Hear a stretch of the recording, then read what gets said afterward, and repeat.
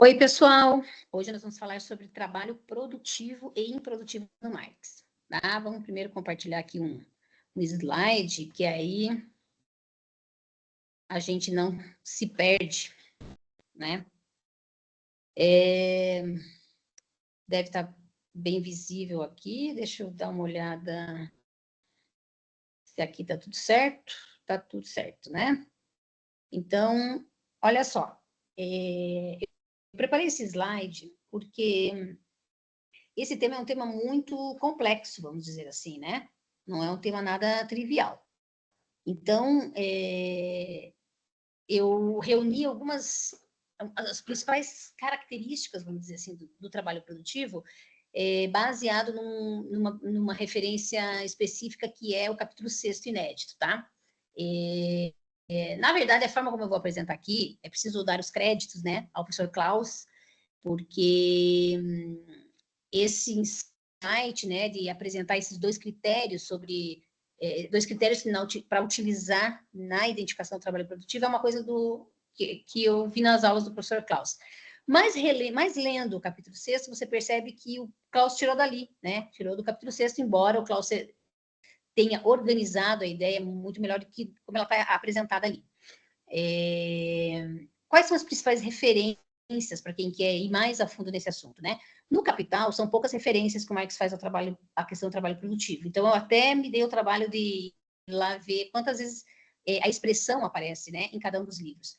No livro 1 aparece 16 vezes, no livro 2 aparecem 8 vezes e no livro 3 aparece 4 vezes. Mas só aparecer a expressão não diz nada, tá, pessoal? Porque no livro 1, apesar de aparecer 16 vezes, tem só 2 situações ali que o Marx adentra um pouco mais na questão conceitual, mas ainda não é com o objetivo de definir nada, né? Então, lá no capítulo 14, ele vai, pela primeira vez, dizer assim, ó, apenas é produtivo o trabalhador que produz mais-valia para o capitalista ou serve à autovalorização do capital. Então, esse é o critério, essa é a definição do que é trabalho produtivo, né? É aquele que produz mais-valia, tá? Nas outras vezes que o termo aparece, ele aparece só como uma indicação, como está sendo citado, né?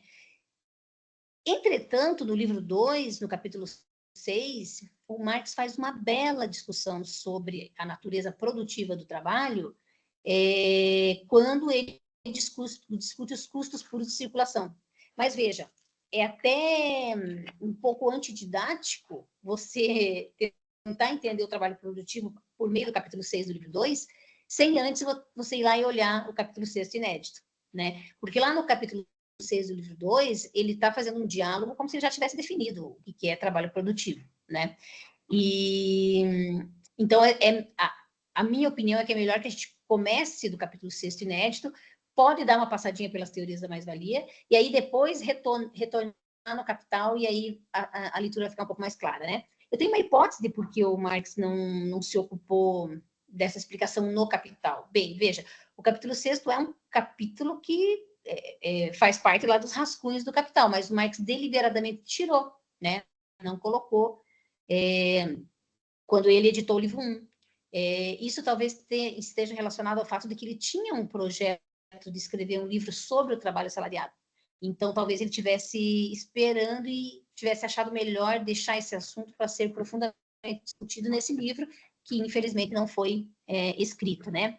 Então, como principal referência, eu sugiro sempre que a gente parta do capítulo 6º inédito, e aí, se quiser se aprofundar mais, vai para as teorias da mais-valia e volta lá no Capital, principalmente no capítulo 6 do livro 2, que aí aparece uma coisa, uma discussão muito interessante, que na verdade eu vou acabar fazendo um pouco aqui. Tá? Então, o que é trabalho produtivo no capitalismo, pessoal? Só um parênteses aqui, no capitalismo, por quê? Porque em outros modos de produção, trabalho produtivo seria outra coisa, né?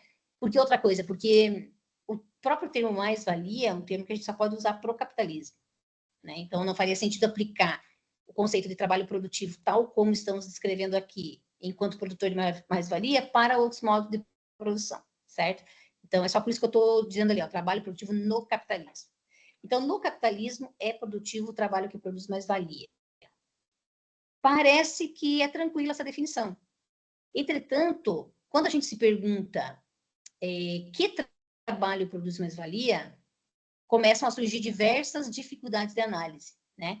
E mais, é importante que a gente tenha a noção de que a mais-valia, ela, de acordo com o materialismo, né, e vou resgatar isso lá no final, ela é parte do produto real produzido, né? Então, se ela é parte do produto real produzido, ela está incorporada no valor do produto. Então, só produz mais-valia o trabalhador que produza mercadoria. Isso não é, essa ideia não é trivial, porque fica parecendo que todo trabalhador, ao trabalhar, produz alguma coisa, né? E é esse o ponto central aí da polêmica e do debate acerca do trabalho produtivo. Nem todo trabalho desprendido resulta em mercadoria, né? Então, a gente vai ver alguns casos aqui. E aí, o Klaus, quando ele vai explicar esse assunto, ele fala o seguinte, olha, existem duas condições que precisam ser atendidas simultaneamente para que a gente possa classificar o trabalho como sendo produtivo. Que condições são essas? Primeira, é preciso que esse trabalho resulte em mercadoria, ou que esse trabalhador produza mercadoria, né? Vamos discutir aí, aprofundar um pouco mais aí o que é mercadoria, o que é um valor de uso novo, né? E a segunda condição que precisa ser atendida é ser trabalhador assalariado pelo capital, né? Então, aí a gente já dá uma dica de que aqueles trabalhadores que não são assalariados pelo capital vão produzir mais-valia, certo? Quem são esses trabalhadores? Trabalhadores empregados pelo Estado, trabalhadores autônomos. Então, vamos discutir mais profundamente isso aí também. Bom, vamos detalhar um pouco cada um dos critérios, né? Vou falar um pouquinho sobre o primeiro critério, que é produzir mercadoria, o trabalho que produz mercadoria. Bom, o que é mercadoria, né, pessoal? Lá no livro 1, o Marx não para assim para dar uma definição completa e decisiva sobre o que é mercadoria. Você precisa ficar catando lá umas partezinhas para você dar uma definição mais completa. E aí eu listei algumas coisas aqui, né? Então, quando ele faz toda aquela discussão sobre valor e valor de uso, né, ele vai falar que mercadoria é uma coisa que satisfaz necessidades humanas, sejam necessidades do estômago ou da fantasia, né? Então, por exemplo, uma peça de teatro, uma peça de teatro que apenas alimenta, né, a nossa imaginação, as nossas emoções, é uma mercadoria tanto quanto um alimento que eu vou colocar para dentro da boca para satisfazer a fome do meu estômago. Né? Então, a primeira coisa que a gente tem que se dar conta é que mercadoria tem valor de uso, e valor de uso é tudo aquilo que satisfaz necessidades humanas, tá? Segunda coisa, essa mercadoria pode ser física ou pode ser uma atividade. Essa é uma grande fonte de confusão, né? Por quê? Porque o IBGE, ele classifica as nossas atividades econômicas em agricultura, indústria e serviços, né? E fica parecendo que serviços não é mercadoria, né? Na teoria do Marx, praticamente tudo que está dentro da categoria do IBGE de serviços, a gente vai classificar como mercadoria e como trabalho produtivo. A gente já vai ver isso mais lá para baixo. Mas, o que eu estou querendo dizer com isso, então? Os serviços, eles nada mais são do que uma mercadoria atividade. Então, uma aula, um concerto de música, uma consulta médica, sei lá, uma sessão de fisioterapia. São todos mais conhecidos como serviços, mas podem ser caracterizados como mercadoria tal como as mercadorias físicas, né? A diferença é que eles são mercadorias atividade. Algumas pessoas se referem ao trabalho imaterial. Eu não gosto muito desse termo. Eu acho que ele causa mais confusão do que ajuda. Então, eu prefiro dizer que os serviços são mercadorias atividade, tá? Terceira coisa, né? Essa mercadoria, ela deve ser produzida com a intenção de venda. Isso é bem importante. E isso está lá no livro 1. Se não me engano, é um trecho assim que o Engels até coloca algumas considerações sobre isso. Por que isso é importante, né? Porque vai diferenciar o mero valor de uso produzido pelo trabalho humano o tempo todo, né? Então, quando eu estou em casa fazendo um pão, quando eu estou em casa costurando uma roupa, eu estou ali produzindo valores de uso. Mas eu não estou produzindo com o intuito da troca, né? Então, isso que eu estou produzindo não é mercadoria, certo? A partir do momento que eu começo a produzir isso com o intuito da troca, aí sim eu estou produzindo uma mercadoria. E, finalmente, eu acho que a coisa mais importante aqui que vai ajudar a gente a entender a discussão do trabalho produtivo é essa ideia que o Marx apresenta lá no capítulo 6 do livro 2, que como é que a gente identifica se um certo processo de trabalho resultou ou não num valor novo de uso. Aí o Marx vai dizer assim, é preciso que esse processo de trabalho tenha operado uma transformação real dos seus elementos, e não meramente uma transformação formal. Nós vamos aprofundar bastante essa questão, porque, na minha opinião, é o ponto central aí para ajudar a gente a entender o que é trabalho produtivo. Ao longo do texto do Marx, sempre aparece o que é forma mercadoria, né? Eu diria que forma mercadoria é a forma particular em que o trabalho humano aparece na sociedade capitalista, né? É a forma particular de produção no capitalismo. Não que não tenha existido mercadoria em outros modos de produção, mas elas apareciam muito esporadicamente, de forma muito marginalizada. É somente no capitalismo que a forma mercadoria se difunde, né? Se expande para todas as esferas da vida, né? Então, forma mercadoria é isso, é a forma particular que o trabalho humano ocupa, que o trabalho humano se manifesta no capitalismo. Quando um processo produtivo não é um processo produtivo capitalista, ele resulta em valores de uso. Então, a gente pode chamar simplesmente de valor de uso, ao invés de chamar de mercadoria. Ou chamar de produto, ao invés de chamar de mercadoria, né? E reservar a palavra mercadoria, de fato, para processos produtivos que são conduzidos de forma capitalista, né? Porque aí sim, esse processo produtivo é um processo produtivo produtor de mais-valia, certo? Bom, tendo em vista, então, o que é mercadoria, vamos nos ater um pouquinho mais na questão da transformação real do processo de trabalho. Lá no capítulo 6 do livro 2, o Marx começa a falar sobre isso quando ele se depara com a necessidade de explicar por que o transporte é trabalho produtivo. Então, ele faz toda uma discussão lá de por que o transporte é trabalho produtivo. E o argumento central que ele usa é justamente dizer que a atividade de transporte opera uma transformação real do processo de trabalho. Eu vou começar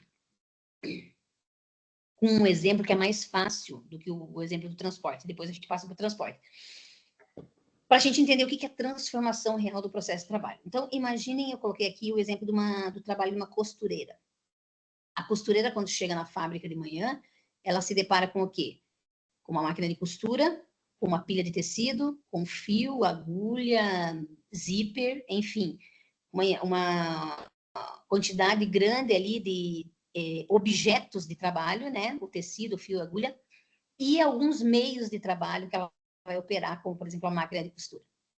Então, a costureira, ao começar a trabalhar, ela vai despendendo o trabalho dela na medida em que ela opera aquela máquina de costura, né?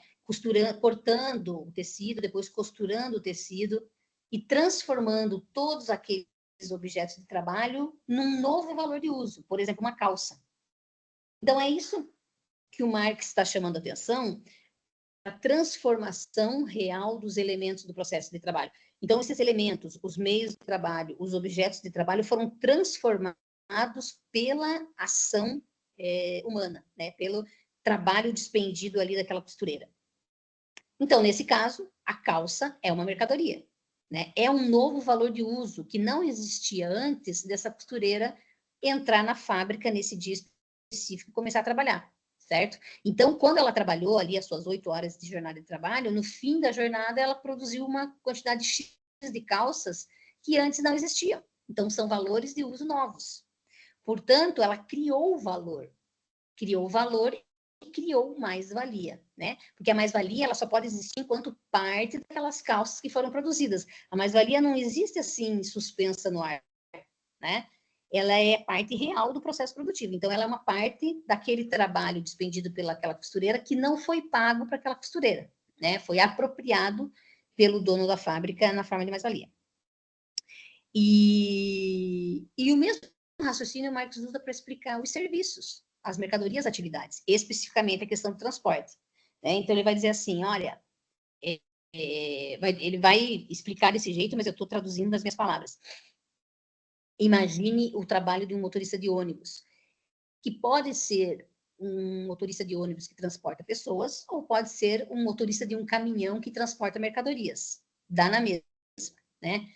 Esse motorista do ônibus, o trabalho dele é um elemento do processo produtivo, do processo de trabalho, né? Como nós vimos no capítulo 5.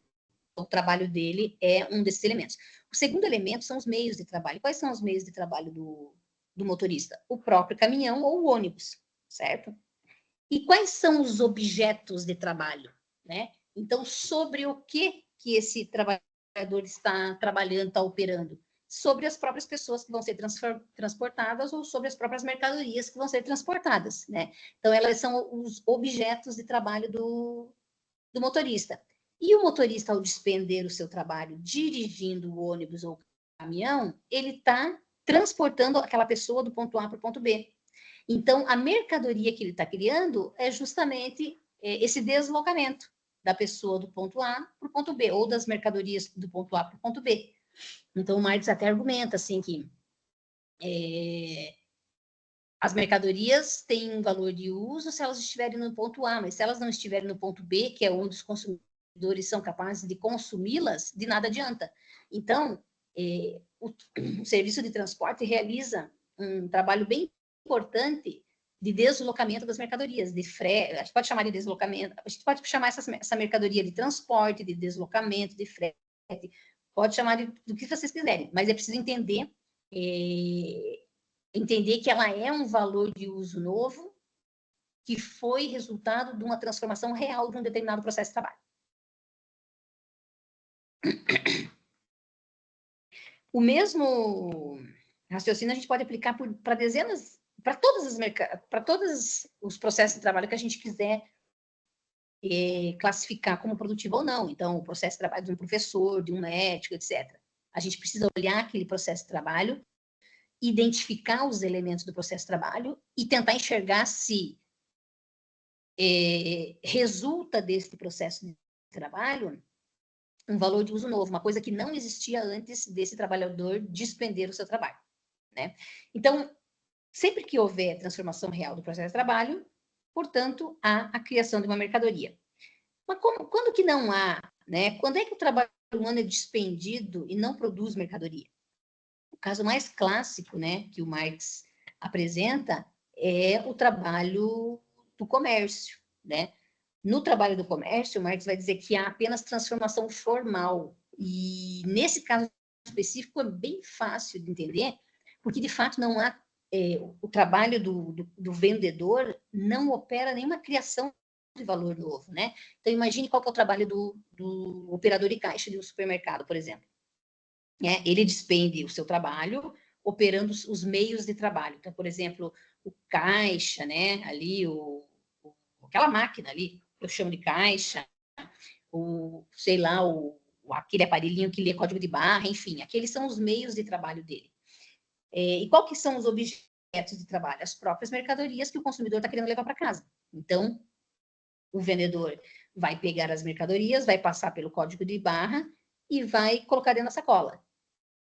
O que aconteceu nesse processo? Apenas uma transformação formal. O que é essa transformação formal? Do ponto de vista do capitalista, o capitalista conseguiu transformar a sua mercadoria em dinheiro. Do ponto de vista do consumidor, o consumidor transformou o seu dinheiro em mercadoria. Então, transformação formal é exatamente aquilo que o Marx fala na fórmula geral do capital. O D se transforma em M, o M se transforma em D. Né? Então, é isso que é transformação formal. Nenhum valor de uso novo surgiu. Né? Não foi agregado valor nessa mercadoria, não foi criado nenhum valor de uso novo que tenha nenhuma utilidade para a sociedade, nada de novo foi criado. Houve, de fato, apenas uma transformação formal. Agora, eu acho bastante simples entender esse caso do trabalhador do comércio como sendo um trabalhador improdutivo porque não produz mercadoria, né? Agora, os outros casos que o Marx aponta, eles são bastante polêmicos, né? O Marx vai dizer que toda a parte administrativa, de contabilidade, de advocacia, são trabalhos improdutivos, porque na visão do Marx, eles também operam apenas uma transformação formal no processo de trabalho, né? Eu incluiria ali também o trabalho de segurança. Então, a gente poderia fazer o exercício, façam esse exercício, de tentar imaginar qual é o processo de trabalho de cada um desses trabalhadores que eu coloquei aqui, para ver se vocês conseguem identificar claramente o que é o meio de trabalho, o que é o objeto de trabalho e qual é a mercadoria nova que foi criada e que antes não existia. Uma vez eu fazendo essa apresentação para um grupo de pessoas formadas em direito e alguém levantou a seguinte questão. Eu dei o exemplo do advogado que faz uma separação de casal, né? O que acontece nessa separação de casal? Existe uma série... O homem não quer mais morar com a mulher não quer mais morar com o homem, então eles vão se separar, e aquela riqueza que eles tinham em conjunto vai ser dividida, certo? Nada novo se criou aí. Inclusive, o próprio pagamento do advogado pelo serviço que ele está fazendo não é um valor novo. É um valor que vai ser deduzido dessa riqueza que já existe, né? Então, a gente poderia dizer que esse tipo de trabalho do advogado é puramente operacional, né? Mas uma pessoa da plateia levantou a seguinte dúvida. Ele falou assim, mas escuta, você não acha que um advogado que lê bastante sobre o caso, que estuda bastante sobre o caso, que escreve uma peça de defesa bastante detalhada, bastante fundamentada, que precisou pesquisar, que precisou demonstrar provas, e aí ele faz aquela peça de defesa, daí ele vai até o tribunal, aí ele defende o cliente dele. Você não acha que isso é uma mercadoria? Aí ele me pegou, né? Porque, de fato, me parece que sim, que esse advogado criou um valor de uso novo, né? Porque ele criou uma peça de defesa que contém informações novas, que contém demonstrações, que contém provas, né? Eu fiquei pensando que esse trabalho é muito parecido com o trabalho de um pesquisador, trabalho de um cientista, que vai atrás das provas, que vai atrás de investigar se é isso, se não é. Então, é preciso fazer essa análise do trabalho produtivo e improdutivo caso a caso, sempre caso a caso, né? A gente poderia dizer, então, o advogado realiza atividades que são improdutivas e atividades que são produtivas, né? Poderíamos dizer o mesmo do contador? Não sei. Poderíamos dizer o mesmo do administrador? Não sei. Precisamos analisar profundamente cada caso. O que eu gostaria de deixar aqui é o critério que precisa ser utilizado, né? Então, para saber se o trabalho é produtivo, a gente precisa saber se ele produz mercadoria e se ele tem uma relação de assalariamento. Essas duas condições têm que ser atendidas simultaneamente, né? E para saber se produz mercadoria, tem que fazer toda essa análise que o Marx faz sobre se há transformação real do processo de trabalho ou não, né? E aí, pode ser que a gente chegue à conclusão que há, e, portanto, que aquele trabalho é produtivo, certo? Então, esse eu estava dentro do primeiro critério. Agora, vamos falar um pouquinho sobre o segundo critério, né? Bom, não basta que o trabalhador produza a mercadoria. É preciso que ele esteja produzindo essa mercadoria numa relação de assalariamento, né? E o que é essa relação de assalariamento? Isso aqui é uma coisa bem importante, porque causa bastante confusão. Só é assalariado o trabalhador que recebe seu salário como parte do capital total adiantado do capitalista. Então, é preciso que o capitalista adiante capital variável e use esse capital variável para pagar o salário desse trabalhador. Então, ele esteja contratando esse trabalhador e o salário desse trabalhador seja, de fato, capital variável, né? E por que isso é importante? Porque a gente vai ver o caso do trabalhador autônomo. O trabalhador autônomo produz mercadoria, mas ele não está numa relação de assalariamento. Então, ele não é produtor de mais-valia, então ele não é trabalhador produtivo, certo? Então, é produtivo somente o trabalhador assalariado pelo capital industrial. Por que isso? Porque nós vamos ver que é somente o capital industrial que adianta capital variável. Já no ciclo do capital, que o Marx mostra, né, o DM de linha, quando ele abre o ciclo, eu coloquei aqui embaixo na última linha, o DM, P, M' de linha. O capital industrial é o único que tem o P no seu ciclo. Né? O capital comercial e o capital financeiro não tem. Não tem porque eles, de fato, não adiantam capital variável para contratar trabalhadores que produzam coisas. Né? Tanto o capital comercial quanto o capital financeiro operam na esfera da circulação das mercadorias e não na esfera da produção das mercadorias. Tá? Então, a gente poderia dizer que é produtivo somente o trabalhador contratado pelo capital industrial, porque somente este trabalhador produz mercadoria. E, portanto, ao produzir mercadoria, produz valor e mais-valia. Certo? Bom, então, vamos falar um pouquinho sobre o trabalho assalariado pelo capital comercial. Seja o capital de comércio de mercadorias, seja o capital de comércio de dinheiro. Aqui só um parênteses, né? Alguém pode achar estranha essa expressão, capital de comércio de dinheiro, mas é assim que o Marx fala no Capital, né? Quem criou a expressão capital financeiro não foi o Marx, foi o Hilferd, né? Então, aquilo que o Marx chama de capital de comércio de dinheiro inclui toda aquela parte financeira de bancos, de financeiras, tudo que realiza empréstimo, né? Que realize captação de dinheiro para poupança, que faça as operações de crédito, de guarda, de contabilidade do crédito. Isso é o que o Marx chama de capital de comércio de dinheiro. Bom, os trabalhadores assalariados pelo capital comercial atendem ao segundo critério. Eles são assalariados por um capital, mas eles não produzem mais-valia, eles não atendem o primeiro critério. Então, todos os trabalhadores do comércio e da esfera financeira são considerados improdutivos por essa razão, por não produzirem mercadoria. E aí, vocês precisam fazer o teste, né? Aplicar aquelas condições lá da transformação real do processo de trabalho e ver se esses trabalhadores estão ou não produzindo mercadoria. Né? O Marx vai dizer que não. Eles operam, todos esses trabalhadores aí, tanto do capital do comércio de dinheiro quanto do capital de comércio de mercadorias, operam na esfera da circulação. Então, eles não produzem mercadorias. Tá? Aí surgem duas perguntas assim bem óbvias quando a gente fala que o trabalhador do comércio não produz mais-valia, portanto é improdutivo. Então as pessoas se perguntam, bom, se ele não produz mais-valia, ele não produz valor, certo? Se ele não produz mercadoria, ele não produz valor. Então, da onde vem o valor que paga o salário dos trabalhadores improdutivos? E da onde vem o lucro comercial? Bom, Marx explica tudo isso, só que ele não explica no livro 1, ele explica lá no livro 3, né? Em relação ao salário dos trabalhadores improdutivos, ele até explica no livro, nesse capítulo 6 do livro 2, isso está explicado. E a resposta é assim: o salário dos trabalhadores improdutivos é uma dedução da mais-valia produzida pelos trabalhadores ocupados pelo capital industrial.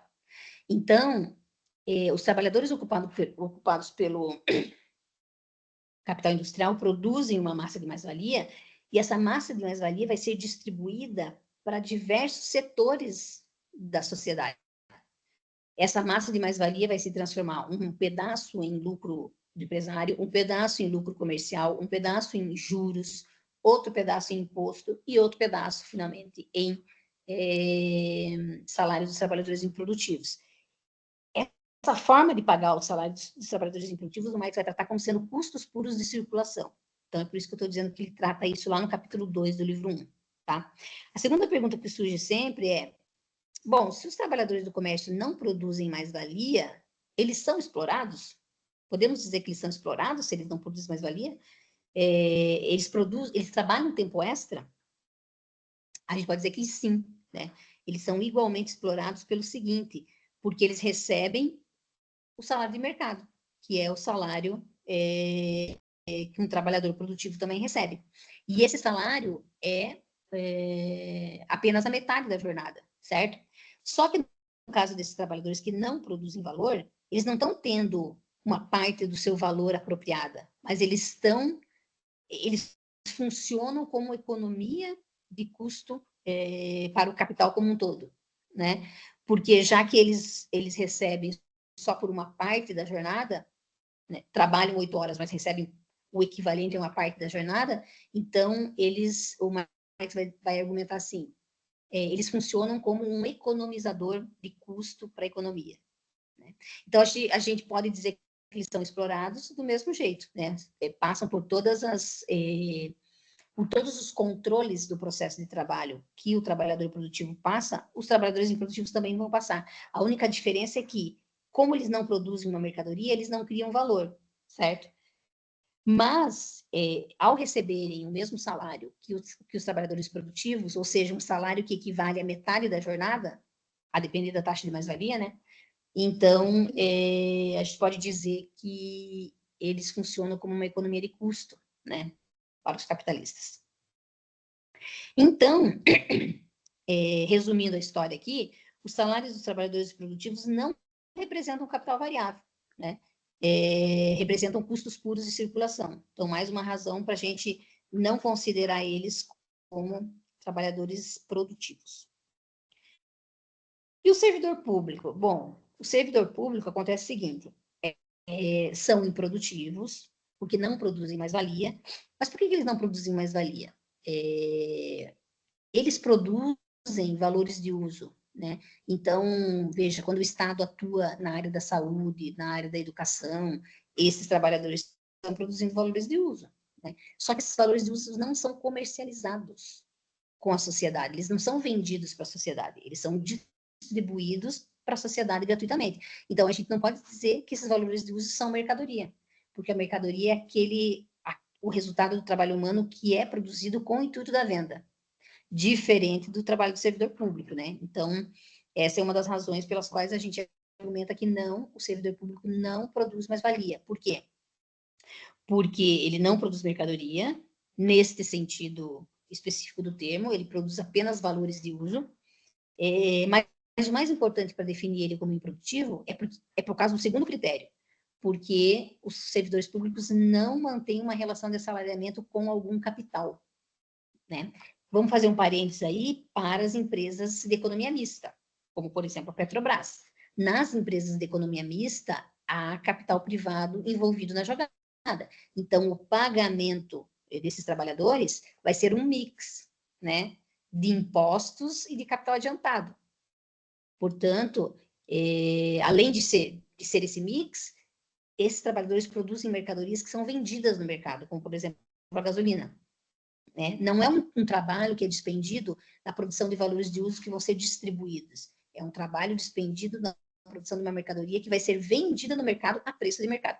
Então, no caso das economias mistas, como a Petrobras, os trabalhadores dessas empresas são considerados produtivos, tá? Mas, fora isso, né, fora esse caso especial das economias mistas, das empresas de economia mista, todo o resto de servidor público é trabalhador improdutivo, porque não mantém uma relação de assalariamento com o capital, certo? Então, o salário deles também não representa capital variável, né?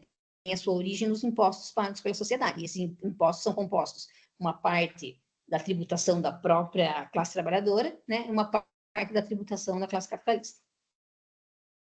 Finalmente, o trabalho autônomo. Bom, o trabalhador autônomo também não produz mais-valia, né? É um trabalhador improdutivo nesse sentido. Por quê? Apesar de produzir uma mercadoria, ele não mantém uma relação de assalariamento com o capitalista, né? O trabalhador autônomo, ele não vende a sua força de trabalho ao capital. Ele vende uma mercadoria. Ele pode vender essa mercadoria a uma pessoa física ou a um capitalista. É independente. O fato dele estar vendendo a mercadoria e não a força de trabalho faz dele um trabalhador autônomo e, portanto, faz dele um trabalhador improdutivo, no sentido de que ninguém se apropria da mais-valia dele. Se esse trabalhador tiver um nível de produtividade bem alta, ele vai produzir excedente. Mas quem vai se apropriar desse excedente é ele mesmo. O mesmo eu posso dizer dos trabalhadores, dos servidores públicos, né? Não mencionei isso. A depender da produtividade dos servidores públicos, eles podem ou não produzir excedente. E quem vai se apropriar desse excedente? Não é um capitalista específico que se apropria desse excedente. Esse excedente é apropriado pela sociedade como um todo, na medida em que o valor de uso que os trabalhadores, os servidores públicos produzem é distribuído gratuitamente. Então, quem está se apropriando dessa eficiência, vamos dizer assim, é a própria sociedade. No caso do trabalhador autônomo, se ele tiver um grau de produtividade alto, ele produzirá excedente e ele mesmo se apropriará desse excedente. Mas não é o caso mais típico. Na verdade, o normal é que eles tenham uma baixa produtividade de trabalho, porque operam com instrumentos de trabalho muito precários, né? E ao terem uma baixa produtividade de trabalho, são assim tão explorados quanto os trabalhadores assalariados. Por quê? Porque só conseguem um preço da sua mercadoria muito abaixo do que seria necessário para repor tanto a sua força de trabalho quanto os instrumentos de trabalho que eles usam, né? Então, o caso mais clássico vai ser os trabalhadores autônomos não produzirem excedente, né? Mas, em teoria, pode acontecer. No caso dos entregadores de comida, especificamente, porque eu e o Tipoli escrevemos um artigo sobre isso, foi um artigo um tanto quanto polêmico, né? Porque a gente vai contra a maré, a gente não considera os trabalhadores, os entregadores como trabalhadores produtivos, porque a gente não considera eles como assalariados de um capital. Primeiro que a gente considera a plataforma, a gente não considera as plataformas um capital industrial. E segundo, e por não considerar as plataformas um capital industrial, portanto, os trabalhadores autônomos não são assalariados dessa plataforma, né? Eles são trabalhadores autônomos que não vendem a sua força de trabalho, que produzem uma mercadoria chamada frete e que recebem o preço dessa mercadoria do consumidor, embora esse valor seja intermediado operacionalmente pela plataforma. Mas esse dinheiro que paga o frete não é capital variável. Ele não sai do bolso do capitalista, não é um adiantamento de capital do capitalista, dono da plataforma. É um dinheiro que sai do consumidor, só passa pela plataforma por uma questão operacional. Então, para quem tiver interesse em entender um pouquinho mais sobre isso, vejam lá nosso artigo que chama-se Capital de Comércio de Vendas. Se digitar no Google Capital de Comércio de Vendas, acha. Bom, então, dito tudo isso, né, queria mostrar um pouquinho, alguns dados para vocês, de como a gente interpreta, de como mudam de como muda o fenômeno quando a gente interpreta com base nos conceitos do Marx. Eu vou dar um exemplo sobre a classificação das atividades econômicas, né? A gente tem o IBGE ali, que classifica, é uma classificação internacional, né? O IBGE entra nesse acordo, e as atividades econômicas são classificadas em 3 grandes grupos, né? Mas elas são desagregadas em mais de 600 atividades econômicas, né? Esses 3 grandes grupos são agricultura, indústria e serviços. Qual que é o critério que está por trás dessa classificação, né? Não é um critério marxista, certo? É um critério bem, vamos dizer assim, operacional, né? Parece ser a natureza física do produto que leva eles a dividirem as atividades econômicas desse jeito. Então, produtos que vêm da natureza, eu coloco ali no grupo da agricultura. Produtos que passam por uma certa transformação industrial, eu boto na indústria. E produtos que são serviços e, portanto, não tem muito aquela clareza, né, do que eles são, né, se eles não são produto físico, eles não são produto da natureza, eles são um serviço, né. Então, eles colocam aí nessa categoria que é bem grande, chamada serviços. Entra tudo ali, entra o comércio, entra a educação, entra a saúde, entra tudo. Como seriam os dados do número de trabalhadores empregados conforme a classificação do IBGE? É esse gráfico que eu estou colocando aqui para vocês, né? Os dados só vão até 2016, eu não atualizei esses dados, mas já dá para a gente ver mais ou menos como é que se comporta. Veja bem, de acordo com esse critério, a gente diria, se a gente olhasse esse gráfico, a gente diria assim, olha, a maior parte dos trabalhadores empregados do Brasil estão empregados no setor de serviços, né? Em segundo lugar, indústria, em terceiro lugar, agropecuária. Quando a gente pega esses mesmos dados, né, e reorganiza eles com base no critério do trabalho produtivo, essas curvas mudam, né? Então, com base no critério do trabalho produtivo, a gente teria essas categorias aqui.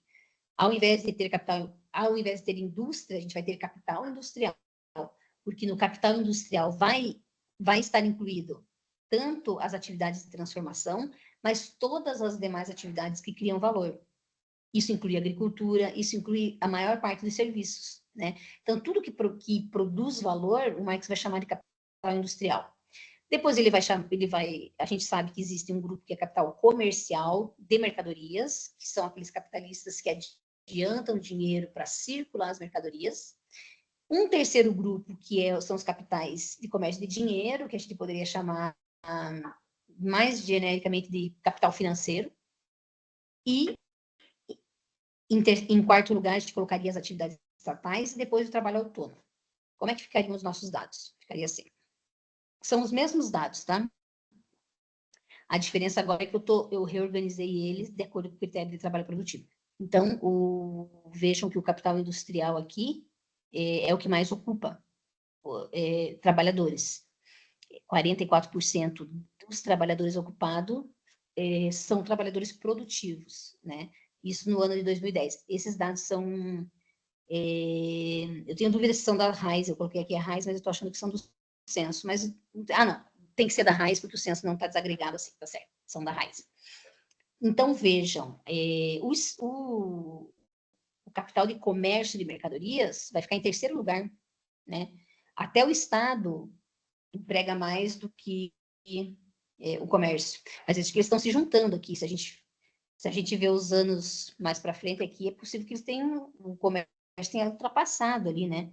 Com essa coisa do Estado mínimo e de enxugar a máquina pública, é possível que o capital de comércio e mercadorias tenha ultrapassado os trabalhadores empregados pelo Estado. Vejam aqui, eu coloquei uma classe de outras naturezas jurídicas, é onde está os autônomos, tá? Então, aqui não está muito claramente colocado os autônomos, mas eles são aqui representando em 2010 mais ou menos 9% da força de trabalho ocupada. Os dados divergem um pouco dependendo da fonte, né? Depois vou mostrar um dado ali que, pelo censo, os autônomos são bem maiores, né? Deixa eu ver se eu estou com esse dado aqui. É essa próxima tabela.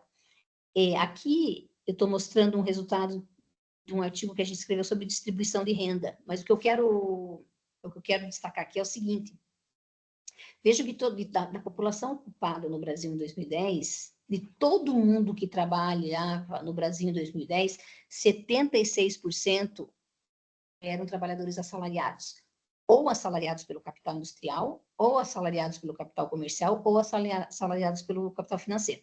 76,6%. Uma outra parcela pequena seriam pequena, mas muito maior do que o outro gráfico, né? Seriam os trabalhadores autônomos, ou por conta própria, dá na mesma, tá? Conta própria e autônomo é a mesma coisa. Que em 2010 representam 21,5%. E qual é a porcentagem de capitalistas no Brasil? Em 2010 eram apenas 2%. Então vejam como, de toda a população ocupada, a grande massa da população ocupada é classe trabalhadora. E apenas 2% são capitalistas. Então, por isso que a gente fala que é muito fácil, deveria ser muito fácil fazer a revolução, porque significa você juntar ali o conta própria com empregados. 98% da população ocupada precisaria deslocar esses 2% de capitalistas e tomar controle, digamos assim, dessas atividades econômicas. É claro que as coisas não são fáceis, como eu estou dizendo. Do ponto de vista dos números, parece bem fácil, né? Mas do ponto de vista político, não é. Mas olhem que coisa interessante, então.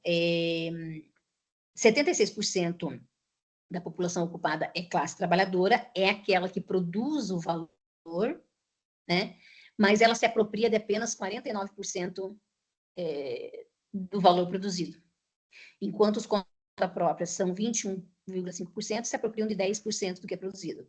E os capitalistas, que são 2% da população ocupada, se apropriam de quase 40% do valor produzido. Então, esses 39,7%, pessoal, é mais-valia. É a mais-valia que esses capitalistas estão se apropriando